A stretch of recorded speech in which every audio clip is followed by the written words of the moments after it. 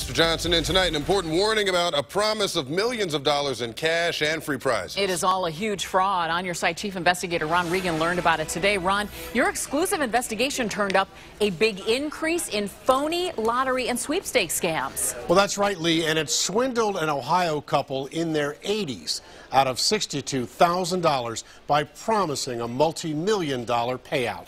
And it all began with a letter in the mail. You have won the European lottery. He asked us not to use his name, but was willing to warn others. About a week, and he called me again. Okay. So we sent him the money.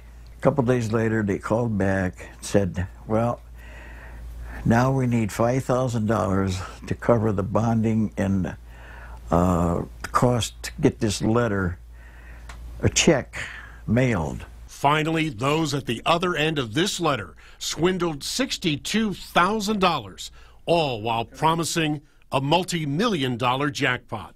But first, send the scammers cash to claim your prize.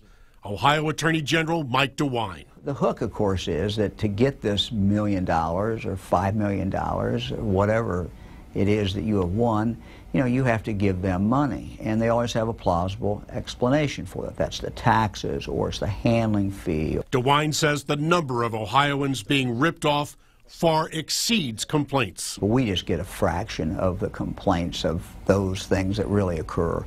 So if we've received 400, there are thousands and thousands of people out in Ohio who have been victimized. The best adage is, if it's too good to be true, it isn't.